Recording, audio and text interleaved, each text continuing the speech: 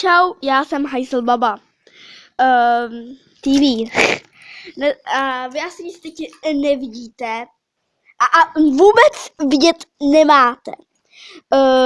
Já budu natáčet teď tu knížku Harryho Pottera. Harryho Pottera.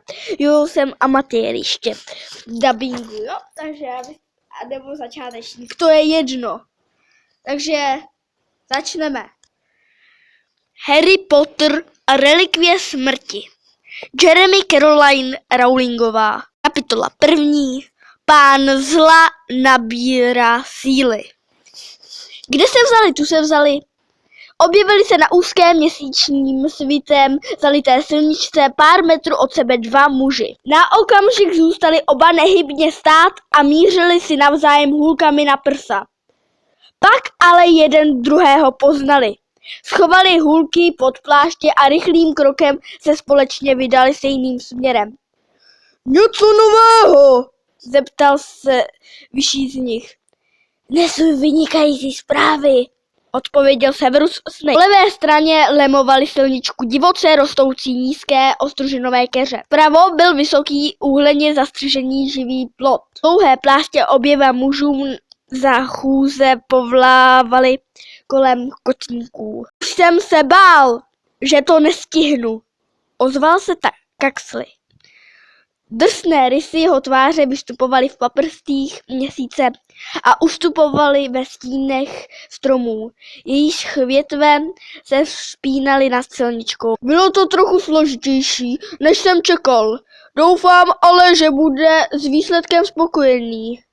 Vy jste přesvědčen, že ho vaše zprávy potěší? Snape přikývl. K žádnému nejbližšímu vysvětlení se ale neměl. Zabočili doprava na širokou příjezdovou cestu, která ze silničky odbočovala. Vysoký živý plot zatáčel tímtéž směrem a táhl se do dály za impozantní dvoukřídlou bránu stepaného železa, která jim zahrnovala cestu. Ani jeden z nich nezpomalil. Oba beze slova zvedli levou paži gestem připomínajícím vojenský pozdrav a prošli branou. Jakoby tmavý kov byl pouhým dýmem. Živý tisový plot tlumil zvuk jejich kroku. Někde napravo od nich cosi tiše zašustilo. Kaxley znovu vytáhl hůlku a namířili svému společníkovi nad hlavu. V zápětí se ale ukázalo, že z něho bílý páv majestátně se nakrucující na vrcholku živého plotu. Lucius si to vždycky uměl zařídit. Pávy! Kaxley si pohrdavě odfrkl a zastrčil hůlku pod plášť. Na konci rovné příjezdové cesty se ze tmy vynořilo pohledné venkovské sídlo. Za kosočtvercovými okenními tabulkami v přízemí zářilo světlo. Od někud z temné zahrady s živým plotem k nim doléhalo z určení fontány. Snapeovi a Kaxleymu zaskřípěl pod nohama štěrk, když rázným krokem zamířili k hlavnímu plotu vchodu. Ještě než k němu došli, dveře se před nimi otevřely dovnitř, přestože nebylo vidět nikoho, kdo by je obsluhoval. Ocitli se v rozlehlé spoře osvětlené, za to ale bohatě zařízené vstupní hale. Jejíž kamennou podlahu z velké části pokrýval nádherný koberec. Z portrétu na zdech sledovali procházejícího Snape'a a Kaxleyho oči v bledých obličejích. Oba muži se zastavili u masivních dřevěných dřeví vedoucích do přilehlé místnosti na kratičký okamžik zaváhali a pak Snape zmáčkl bronzovou kliku. Společenský salon byl plný mlčících lidí, kteří seděli kolem dlouhého ozdobně vyřezávaného stolu. Všechen ostatní nábytek byl ledabyle odsunut ke stěnám. Místnost spoře osvětlovaly plameny ohně, pod elegantní mramorovou krbovou římsou nad níž viselo zrcadlo v pozlaceném rámu. Snape a Kaxley zůstali vteřinku stát na prahu. Když jejich oči přivykly nedostatku světla, oba mimoděk vzhlédli vzhůru na nejpodivnější součást celého výjevu. Zjevně bezvědomou lidskou postavu, která se vznášela hlavou dolů nad stolem, pomalu se otáčela, jako by visela na neviditelné šňůře a odrážela se v zrcadle i dole na ploše leštěné stolní desky. Nikdo z lidí kolem stolu se na zavěšence nedíval. S výjimkou bledého mladíka, který se nacházel prakticky přímo pod ním. Mladík nedokázal ovládnout a co minutu k němu zvedal oči.